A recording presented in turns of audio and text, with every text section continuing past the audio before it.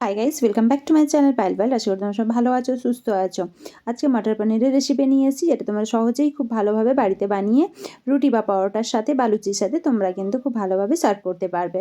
তো চলো বানিয়ে ফেলি। প্রথমে আমি কড়াই নিয়ে নিয়েছি, কড়াইয়ের মধ্যে দিয়ে দিচ্ছি অল্প পরিমাণে সাদা তেল, যেটা দিয়ে আমি ভেজে নেব পনিরের টুকরোগুলো। পনিরগুলো আমি লাল লাল করে ভেজে নেব।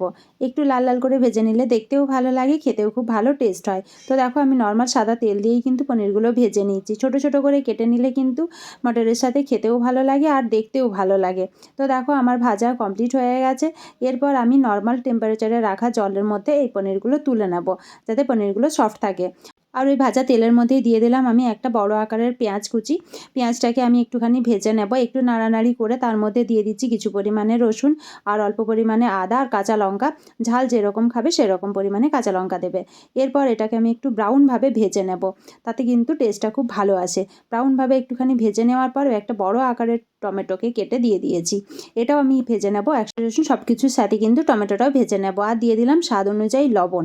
অল্প লবণ দিয়ে ভাজলে ভাজাটা খুব তাড়াতাড়ি হবে আর টমেটোগুলো সফট হয়ে যাবে। এভাবে ঢাকা দিয়ে কিন্তু আমি ভেজে নিলাম সবগুলো। এটা কমপ্লিট হয়ে গেছে, সুন্দরভাবে কিন্তু কালারও এসছে আর টমেটোটাও কিন্তু গলে গেছে অনেকখানি। একটুখানি নেড়ে আমি নামিয়ে রেখে দেবো, যতক্ষণ না নর্মাল টেম্পারেচারে আসছে। একটু ঠান্ডা হয়ে যাওয়ার জন্য কিন্তু রেখে দেবো। এবারে চলো গুঁড়ো মশলাটা রেডি করে নিই। দিয়ে বাটির মধ্যে 1 চামচ ধনে গুঁড়ো, 1 চামচ জিরে গুঁড়ো, 1 চামচ হলুদ গুঁড়ো আর হাফ চামচ মতো গোলমরিচের গুঁড়ো। গোলমরিচের ঝাল যেরকম খেতে চাইবে সেরকমই কম বেশি করে নিতে পারো, তোমরা চাইলে স্কিপও করে দিতে পারো। এরপর নর্মাল জল নিয়ে অল্প একটুখানি জল নেব, নর্মাল টেম্পারেচারে রাখা। সেই জল দিয়েই কিন্তু আমি এই পেস্টটা বানিয়ে নিলাম। সুন্দর একটা পেস্ট তৈরি হয়ে গেছে, খুব বেশি পাতলাও হবে না আর খুব বেশি মোটাও হবে না। তো দেখো, পেস্ট আমার একদম কিন্তু রেডি হয়ে গেছে রান্নার জন্য। তো চলো এরপরে কিন্তু মিক্সারের বাটির মধ্যে নিয়ে নিই ভেজে রাখা আদা রসুন পেঁয়াজ আর লঙ্কাগুলো। এগুলো নর্মাল টেম্পারেচারে রেখে দিয়েছিলাম আর দিয়ে দিয়েছিলাম অল্প জল। এটা খুব ভালোভাবে একটা পেস্ট তৈরি করে নিয়েছি। দেখো, সুন্দরভাবেই কিন্তু একটা পেস্ট তৈরি হয়ে গেছে। এরপর আমি কড়াই বসিয়ে দেব। কড়াইয়ের মধ্যে দিয়ে দিয়েছি 1 চামচ ঘি। গায়ে ঘি দিয়েও করতে পারো, তোমরা যদি চাও সাদা তেল বা সর্ষের তেল দিয়েও করতে পারো। এরপর আমি ফোড়নে দিয়েছি জিরে আর তেজপাতা, শুকনো লঙ্কা। ওটা একটু ভেজে নিয়ে তারপরে আমি দিয়ে দিচ্ছি এখানে যে গুঁড়ো মশলাটা রেডি করে রেখেছিলাম সেটা আমি দিয়ে দিলাম। এটা একটুখানি গ্যাস কমিয়ে আমি কিন্তু মশলাটা কষিয়ে নেব।